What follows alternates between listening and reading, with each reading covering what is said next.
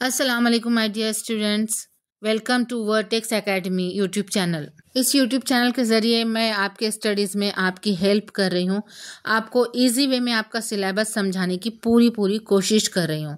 तो चलिए आज मैं पढ़ाने जा रही हूँ 8th स्टैंडर्ड में स्टेट बोर्ड की 8th क्लास। यह है देखिए आपकी मराठी की बुक, मराठी सुलभ भारती, इयत्ता 8वीं, द्वितीय भाषा। तो ये द्वितीय भाषा में उर्दू मीडियम और इंग्लिश मीडियम दोनों मीडियम के बुक सेम हैं, सेम कंटेंट है, सेम सिलेबस है। दोनों मीडियम के बच्चे इस वीडियो को देख सकते हैं। तो चलिए शुरू करते हैं अब अपने पोयम पढ़ना। पहला जो चैप्टर है आपका वो है पोयम। पोयम का नाम है आम्ही चालवू हा पुढे वारसा। आम्ही चालवू हा पुढे वारसा। आम्ही माने हम, प्लूरल है ये, इसका सिंगुलर होता है मी यानी मैं। अब हम सब के लिए मराठी में वर्ड है आम्ही। चालवू माने जैसे उर्दू में बोलते हैं चलना, चलाना, वैसे ही मराठी में चलना को कहते हैं चालने और चलाना को कहते हैं चालवणे। चालवणे माने चलाएंगे। अब यहाँ पर है चालवू यानी इन फ्यूचर में हम कुछ चलाएंगे, कोई चीज़, जैसा हम सब मिलकर फ्यूचर में कोई दुकान चलाएंगे, आम्ही दुकान चालवू। वैसा यहाँ कोई चीज़ चलाने की बात की जा रही है, आम्ही चालवू हा पुढे वारसा। हा माने ये, पुढे माने आगे, इन फ्यूचर आगे, वारसा माने विरासत जो अपने बड़े अपने को छोड़कर जाते हैं बच्चों के लिए, ज़मीन जायदाद ये भी विरासत होती है, अखलाक ये भी विरासत होती है। तो अब देखते हैं यहाँ पर इस पोयम में कौन सी विरासत की बात की जा रही है। पोयम शुरू करने से पहले इसके पोएट के बारे में जानते हैं। पोएट को मराठी में कवि कहते हैं और लेडीज़ अगर कवि है पोएटेस उसको कहते हैं कवियत्री। तो यहाँ कवि है, कवि का नाम है जगदीश खेबुड़कर।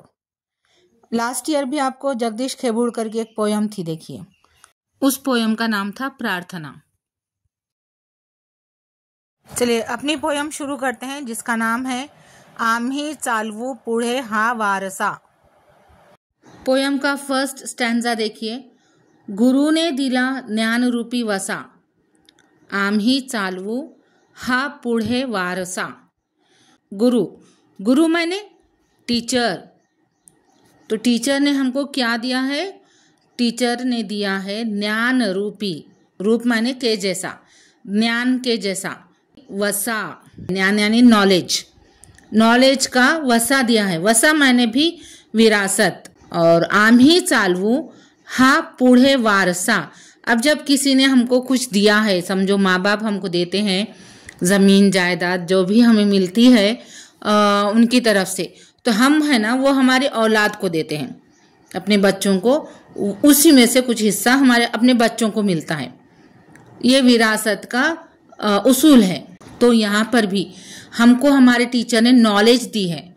नॉलेज एक विरासत में दिया है, मतलब उसके पास जो भी नॉलेज है टीचर के पास वो उसने हम तक पहुंचा दिया। अब हमारा काम है कि हम उस नॉलेज को दूसरों तक पहुंचाए। इसे कहते हैं विरासत को आगे पहुंचाना। तो यहाँ पर कौन सी विरासत को हम आगे पहुंचा रहे? इल्म की विरासत को। पिता बंधु स्नेही तुम्ही माऊली। यहाँ पर टीचर को किससे सिमिलर कह रहा है? वो पिता से। पिता माने फादर, बंधु से, बंधु माने ब्रदर, स्नेही से, स्नेही माने फ्रेंड दोस्त, और माऊली यानी कि माँ। इन चारों की खूबियाँ एक टीचर के अंदर होती है। पिता सख्त मिजाज होता है, बंधु मोहब्बती होता है, हमारे लिए हमेशा मदद के लिए तैयार होता है, दोस्त हर लम्हा अपनी फिक्र करता है, हमारे लिए हर मुश्किल का सामना करने के लिए दोस्त तैयार होता है, और माँ की मोहब्बत की तो मिसाल ही नहीं है। यानी एक टीचर के अंदर इन चारों की खूबियाँ मौजूद हैं। तुम्ही कल्प वृक्षा तड़ी सावली। वृक्ष मायने ट्री, दरख्त, और कल्प वृक्ष मायने ख्याली ट्री, जो कि हमारी सारी विशेष को पूरी करता है। ऐसा कोई ट्री होता नहीं है, लेकिन एक ख्यालों में, इमेजिनेशन में एक ऐसा कोई चीज़ है, एक ऐसा कोई ट्री है जो हमारी हर एक विश को पूरा करता है, उसे कहते हैं कल्प वृक्ष।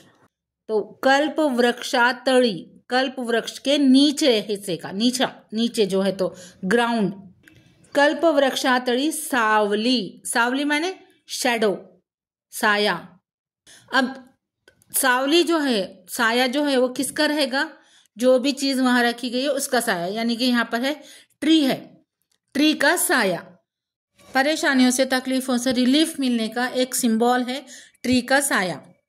जैसे कहीं हम पैदल चल रहे हो, धूप का टाइम है और रास्ते में आपको कोई ट्री नजर आता है, बड़ा सा घना सा ट्री, और उसके साये में अगर हम बैठते हैं, उसके छांव में अगर हम कुछ देर बैठते हैं तो हमें एक तरह का रिलीफ मिलता है, सुकून मिलता है उसकी ठंडी हवा में, वो उसके घने छाये में, ट्री की ठंडी हवा में, ट्री के साये में हमको थोड़ा सा रिलीफ मिलता है और एक एनर्जी आती है अगले सफ़र पर जाने की, सफ़र के लिए हम तैयार हो जाते हैं। वैसे ही ये जो ज़िंदगी का सफ़र है, ज़िंदगी की तकलीफ़ें हैं, उससे हमको छुटकारा मिलता है टीचर की वजह से। तो कल्प वृक्षा तड़ी सावली, सावली समझ में आ चुका होगा आपको कि झाड़ के नीचे की छाँव को सावली कहते हैं। और यहाँ है कल्प वृक्ष, कल्प वृक्ष माने ख्याली एक झाड़ जो हमें हमारी पूरे विशेष को कंप्लीट करता है। तो ऐसा झाड़ और उसकी सावली टीचर है, यानी कि तुम्हारे लाइफ की सारी परेशानियों का हल टीचर के पास है, तुम्हारी सारी परेशानियों के रिलीफ की जगह टीचर है। तुम्ही सूर्य आम्हा दिला कवरसा, सूर्य, सूर्य माने सूरज, आम्हा हमको, दिला दिया, तुमने हमको क्या दिया है? सूरज दिया है।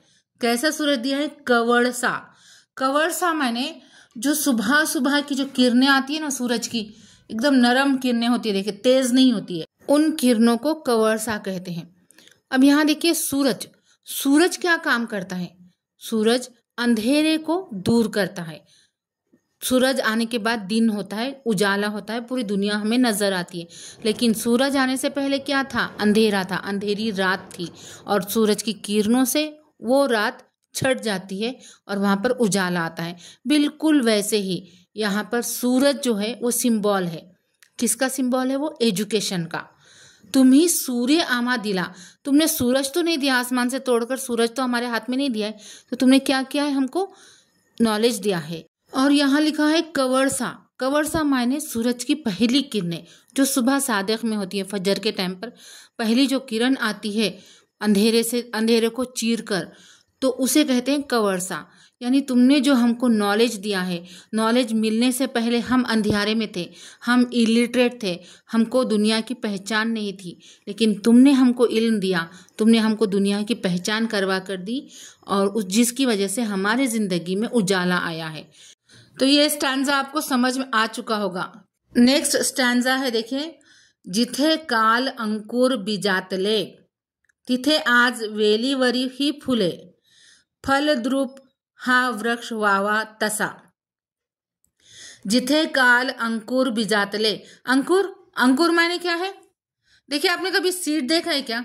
सीड, और वो सीड को ना थोड़ी देर आप रात भर के लिए आप पानी में भिगोइए, 1 या 2 दिन, तो उसमें से ना छोटी सी लाइन आती है, उसे हम मोड़ भी कहते हैं। देखिए, मोड़ आई हुई मटकी, मटकी को देखा होगा ना, एक वाइट कलर का ऐसी लाइन जैसा निकलता है, बाल जैसा, तो उसे कहते हैं अंकुर। बीज, जिथे काल अंकुर बीजातले, बीजातले बीज यानी सीड। तो यहाँ ये क्या बोल रहा है कि बीज के अंदर है अभी अंकुर, अंकुर को पानी नहीं मिला, वो जो नमी चाहिए, वो एटमॉस्फेयर चाहिए, वो नहीं मिला। जब वो पूरा टोटल एटमॉस्फेयर मिलता है तभी अंकुर निकलता है। तो जिथे काल, काल मैंने कल जो गुजर चुका है ना, वो कल, तो जहां कल बीज में का अंकुर थे, कौन? हम स्टूडेंट, हम क्या थे? बीज में का अंकुर थे। हमको कुछ भी नहीं मालूम था, हमने दुनिया देखी ही नहीं थी, हमको दुनिया में खराबी है, अच्छाई है, नॉलेज क्या है, कुछ भी नहीं मालूम था, तुमने हमको दुनिया बताई। तिथे आज वेली वरी ही फूले, जहां कल बीज के अंदर के हम अंकुर थे, वहां आज हम कहाँ है, वेली वरी ही फूले, बेल पर आप मोगरे की बेल देखिए, उसके ऊपर व्हाइट कलर के फूल लगते हैं।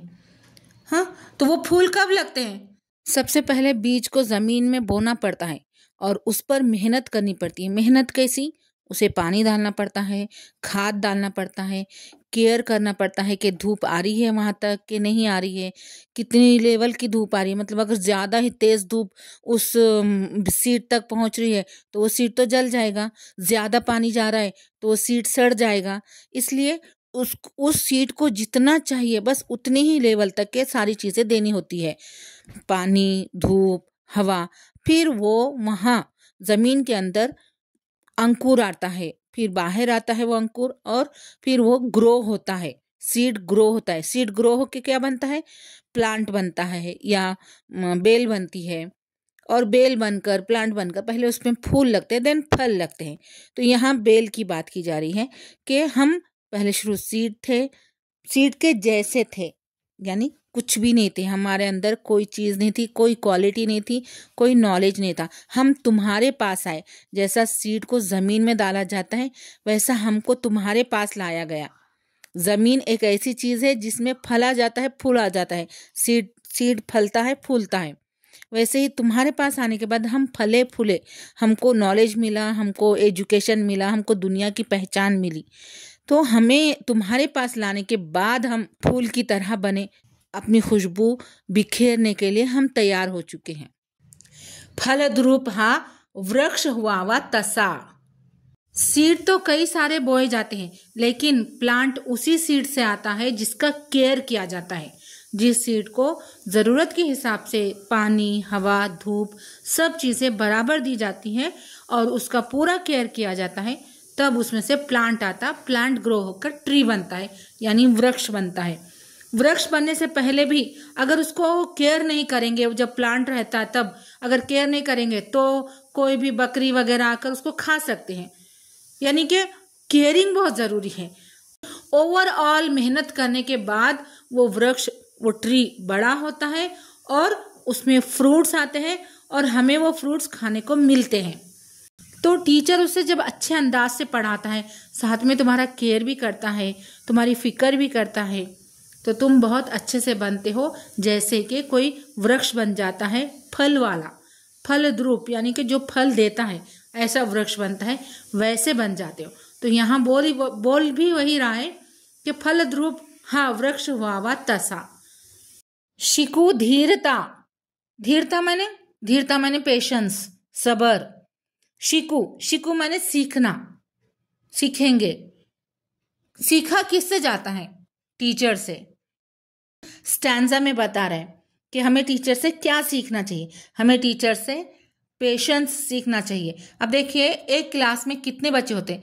मिनिमम 60 तरीके के दिमाग होते हैं। कोई शरीर होता है, कोई नोटी होता है, कोई बहुत सवाल करने वाला होता है, कोई खामोश बैठने वाला होता है, कोई खिड़की में से बाहर देखने वाला होता है। कैसे अलग अलग किस्म के बच्चे होते हैं, लेकिन एक टीचर उन तमाम बच्चों को संभाल लेता है, पेशेंस से, सब्र से, हर एक की तरफ केयर करते हुए। तो हमें टीचर से क्या सीखना चाहिए? पेशेंस सीखना चाहिए, धीरता। शूरता माने बहादुरी, ब्रेवरी। वीरता माने भी बहादुरी, और टीचर वीर भी होता है। टीचर बगैर डरे क्वेश्चंस के आंसर देता है। टीचर बगैर डरे, अगर टीचर के पास कोई आ जाए बच्चों के खिलाफ या बच्चों के बारे में कुछ इंक्वायरी वगैरह करने के लिए, तो टीचर किसी से नहीं डरता है, बात सीधे से जो सही बात है वो बात करता है। अगर कोई टीचर पे किसी तरह का इल्जाम लगाए तब भी नहीं डरता है। यानी कि टीचर वीर होता है, टीचर में पेशेंस होता है, टीचर शूर होता है। धरु थोर विद्या सवे नम्रता। हाँ, देखिए टीचर के पास क्या है? विद्या माने इल्म, हर तरह का इल्म है टीचर के पास। तो हम जो बहुत बड़ा, थोर यानी बड़ा, बहुत बड़ा, समंदर के उतना बड़ा इल्म किसके पास है? टीचर के पास है। तो हम भी टीचर के पास के जैसा इल्म, टीचर का जो इल्म है उसे हम पकड़ लेंगे। धरु माने पकड़ना। टीचर के पास का इल्म भी पकड़ेंगे और सवे, सवे यानी इल्म के साथ नम्रता। नम्रता माने नर्म मिजाजी, हम्बलनेस, इसे इंग्लिश में हम्बलनेस कहते हैं, नर्म मिजाजी। ज़्यादातर टीचर नर्म मिजाज रहते हैं, उन्हें गुस्सा बहुत कम आता है, नहीं के बराबर आता है, और बुरे अल्फाज टीचर मोस्टली यूज़ नहीं करते हैं। बहुत कम टीचर्स होते हैं ऐसे जिन्हें गुस्सा आता है और जो बुरे अल्फाज यूज़ करते होंगे, लेकिन ज़्यादातर टीचर नर्म मिजाज रहते हैं, कम बात करते हैं। देखिए अपोजिट है, जैसा देखिए दिन होता है और उसका अपोजिट होती है रात, तो वैसे ही जिनके पास इल्म नहीं होता है उन्हें गुस्सा बहुत आता है, उनको अपने आप पर कंट्रोल नहीं होता, वो बुरे बातें करते हैं, बुरे अल्फाज इस्तेमाल करते हैं, चीखते चिल्लाते हैं। और जिनके पास इल्म की रोशनी है, जिनके पास इल्म की ताकत है, इल्म का ज़ख़ीरा है, ऐसे लोग कम बात करते हैं, धीमी आवाज़ में बात करते हैं, सोच समझ कर बात करते हैं। चीखना चिल्लाना ये उनके मिजाज का हिस्सा नहीं रहता है। और टीचर के पास तो इल्म का समंदर होता है। टीचर कैसा होता है? नम्र, हम्बल। तो यहाँ कवि कह रहा है कि धरु थोर विद्ये सवे नम्रता। टीचर से हम क्या लेंगे? हम लेंगे हम्बलनेस, नरम मिजाजी, नम्रता। टीचर के पास विद्या है, नॉलेज है, और उसके साथ साथ नरम मिजाजी भी है। तो हमें टीचर से क्या क्या सीखना चाहिए? धीरता, शूरता, वीरता और नम्रता। मनी ध्यास हा एक लागो असा। हमारे दिल को एक ध्यास लगा है, ध्यास यानी लगन। हमारे दिल को एक ऐसी लगन लगी है कि हमें टीचर से ये चीज़ें सीखनी है।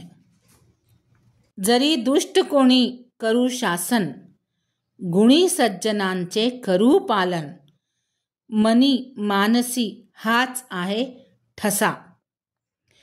देखिए टीचर जो है ना, सिर्फ ऐसे ही कौन सा भी नॉलेज नहीं देते। टीचर बहुत सारा एक्सपीरियंस भी शेयर करते हैं और रियल लाइफ वाला नॉलेज देते हैं जो सच में जिंदगी में लागू होगा। तो अब देखिए इंसान है, इंसान अच्छा भी होता है, बुरा भी होता है। बुराई का रिलेशन शैतान से है, तो शैतान तो हमें कभी भी बहका सकता है। तो दुष्ट कोणी यानी शैतान, यानी शैतानी चीज़ें, यानी बुरी चीज़ें, बुरी बातें, बुरी आदतें, बुरे ख्यालात। जरी दुष्ट कोणी करू शासन। शासन माने राज करना, शासन माने राज करना। हाँ, बोलते ना आजकल किसका शासन चल रहा है? मोदी जी का। तो यहाँ बोल रहा है कि अगर कोई बुराई हमारे ऊपर शासन करती है, हमारे ऊपर राज करने लग जाए, अगर कोई बुराई हमारे अंदर पैदा हो जाए और वो हमारे ऊपर राज करने लगे, हमारे माइंड को अपने काबू में ले ले, अगर ऐसी कोई बुराई हमारे अंदर आ जाए, लेकिन हमको टीचर ने क्या सिखाया है कि हमें सज्जन इंसान के जैसा बर्ताव करना चाहिए। सज्जन अच्छा इंसान जिसमें कोई बुराई नहीं रहती, और वो भी गुणी यानी क्वालिटीज से भरा हुआ, अच्छे क्वालिटीज वाला सज्जन, अच्छे क्वालिटीज वाला अच्छा इंसान। तो बोल रहा है कि गुणी सज्जनांचे करो पालन। अच्छे इंसान के जैसा हम पालन करेंगे। पालन करना माने वैसा बिहेव करना। अगर हमारे अंदर कोई बुराई आ भी जाती है तो वो भी हम अच्छे इंसान के जैसा बिहेव करेंगे और उस बुराई को फाइट करेंगे और उस बुराई से हम निकलेंगे। जरी दुष्ट कोणी करू शासन। अगर कोई बुराई हमारे अंदर आ जाती है, हमारे ऊपर राज करने लगती है, गुणी सज्जनांचे करू पालन, हम ऐसा बिहेवियर रखेंगे जैसा किसी अच्छे इंसान का होता है। और अच्छे इंसान बुराई को फाइट करते हैं, बुराई को अपने करीब नहीं आने देते हैं। तो हम भी वही करेंगे। हमारे पास अगर कोई बुराई आ जाती है, हमारे पर राज करने की कोशिश करती है, तो हम उससे फाइट करेंगे, उसे हमारे पास तक भी नहीं भटकने देंगे। मनी मानसी हाथ आहे ठसा। ठसा माने स्टैम्प। स्टैम्प जो होता है स्टैम्प मारते हैं देखिए पेपर के ऊपर, हाँ, तो वो स्टैम्प यानी टीचर ने हमारे ऊपर स्टैम्प जैसा मार दिया, हमारे दिल के ऊपर बसा दिया है। अगर स्टैम्प किसी पेज पर पड़ जाता है ना तो वो निकलता नहीं है, तो उसी तरह से टीचर ने हमारे ऊपर अच्छाई का स्टैम्प मार दिया है कि हमें अच्छा बर्ताव करना है, अगर बुराई भी आती है तो उसको भी हमें अच्छाई से फाइट करना है। ये टीचर ने हमारे दिल में बसा दिया है, तो अब हम वही करेंगे। मनी मानसी हाथ चाहे ठसा, ये हमारे दिल के अंदर यही ठसा है, यही स्टैम्प है कि हमें अच्छा बर्ताव करना है। तुझी त्याग सेवा फळा ये अशी, तुझी कीर्ती राहील दाही दिशी, अगा पुण्यवंता भल्या मानसा। लास्ट स्टैंजा में क्या बोल रहा है पोएट कि तुझी त्याग सेवा फळा ये अशी, फल माने फ्रूट, एक वो फ्रूट होता है जो हम खाते हैं, और दूसरा फ्रूट होता है कि हम मेहनत करते हैं और उसका हमें रिजल्ट मिलता है, तो रिजल्ट को भी फल कहते हैं, फ्रूट कहते हैं। तो अब यहाँ पर वो वाला फल की बात है, कौन से? रिजल्ट वाले। तुझी त्याग सेवा फळा येई अशी, तुझी त्याग सेवा, त्याग माने बलिदान, बहुत सारी चीज़ों का बलिदान देना पड़ता है, त्याग माने कुर्बानी। तो टीचर को बहुत सारी चीज़ों की कुर्बानी देना पड़ती है, नींद की कुर्बानी देना पड़ता है, घर से स्कूल तक का सफ़र करना पड़ता है। सेवा का मतलब है खिदमत करना, खिदमत से मुराद हाथ पैर दबाना ही नहीं होता है, खिदमत से मुराद, अब टीचर्स आप लोगों की खिदमत कैसा कर रहे हैं? टीचर्स आपको अंधेरे से उजाले की तरफ ले जा रहे हैं, टीचर आपको अच्छाई बता रहे हैं, टीचर आपको बुराई से रोक रहे हैं, आपको लड़ने से रोक रहे हैं, ये सारी चीज़ें खिदमत है। त्याग, टीचर आपके पास तक पहुंचने के लिए त्याग कर रहा है, बहुत सारी चीज़ों को कुर्बान कर रहा है। कई मर्तबा टीचर को पेमेंट कम मिलती है, लेकिन फिर भी टीचर पढ़ाते हैं ताकि आपको नॉलेज मिले, ताकि आप आगे बढ़े। ऐसे बहुत सारी चीज़ें हैं जो टीचर त्याग करता है, और वो आपकी खिदमत भी करता है, वो आपको नॉलेज दे रहा है, ये भी बहुत बड़ी खिदमत है। तुझी कीर्ति राहिल दाही दिशी, दिशी माने दिशा, दिशा माने डिरेक्शन, सिमत, दाही, दाही यानी 10, दहा को से यहाँ पोयम के हिसाब से दाही बनाया, तो दहा दिशा, 10 सिमतों तक तुम्हारा नाम फैलेगा। कीर्ति यानी फेमस होना, तुम्हारा नाम फैलना, तुम्हारा जो त्याग है, तुम्हारी जो सेवा है, उसका रिजल्ट ऐसा मिलेगा कि तुम्हारा नाम 10 सिमतों में फैलेगा, यानी तुमको लोग बहुत दूर दूर तक पहचानेंगे। अगा पुण्यवंता भल्या मानसा, पुण्यवंता माने नेक इंसान, और एक टीचर का शुमार नेक इंसानों में होता है, क्योंकि नेक इंसान की सारी क्वालिटीज़ टीचर के अंदर होती है। नेक इंसान कभी भी तुमको बुराई की तरफ राग़िब नहीं करेगा, टीचर भी तुम्हें कभी भी बुराई का रास्ता नहीं बताएगा, इसीलिए टीचर को पुण्यवंत कहा गया है, यानी कि नेक इंसान। उम्मीद करती हूँ आपको ये जो पोयम मैंने पढ़ाई अभी वो समझ में आ चुकी होगी। चलिए मैं एक मर्तबा और पोयम को रीड करने जा रही हूँ। गुरु ने दिला ज्ञान रूपी वसा, आम्ही चालवू हा पुढे वारसा, पिता बंधू स्नेही तुम्ही माऊली, तुम्ही कल्प वृक्षातळी सावली, तुम्ही सूर्य आम्हा दिला कवळसा, जिथे काल अंकुर बिजातले, तिथे आज वेलीवरी ही फुले, फलद्रूप हा वृक्ष व्हावा तसा, शिकू धीरता शूरता वीरता, धरू थोर विद्ये सवे नम्रता, मनी ध्यास हा एक लागो असा, जरी दुष्ट कोणी करू शासन, गुणी सज्जनांचे करू पालन, मनी मानसी हाच आहे ठसा, तुझी त्याग सेवा फळा येई अशी, तुझी कीर्ती राहील दाही दिशी, अगा पुण्यवंता भल्या मानसा। तो ये आपके सिलेबस का फर्स्ट चैप्टर था, पोयम थी, उसको मैंने बहुत अच्छे अंदाज से समझाने की कोशिश करी। ये कुछ वर्ड्स मीनिंग से जो मैंने पोयम के दौरान भी लिखे हैं, और ये इकट्ठा उनको दे रही हूँ, इन्हें आप लिख दीजिए, राइट डाउन करिए आपके पास, और इन्हें लर्न करिए। जितना आप वर्ड्स मीनिंग लर्न करेंगे उतना आपका लैंग्वेज पर कमांड ज़्यादा बढ़ेगा। मेरा पढ़ाने का अंदाज़ अगर आपको समझ में आया हो तो इस वीडियो को लाइक करिए, और आपके दोस्तों को वीडियो शेयर ज़रूर करिए जो इस क्लास के हैं। अगले वीडियो में हम इसके क्वेश्चन आंसर्स लेंगे इंशाल्लाह। जल्द ही वो वीडियो भी मैं अपलोड करूँगी और ग्रामर वगैरह के वीडियोस भी आते रहेंगे। आप वो अगला हर वीडियो देखिए, वो सब वीडियोस आपके यूज़ के हैं। चलिए मिलती हूँ अगले वीडियो में। अल्लाह हाफिज़।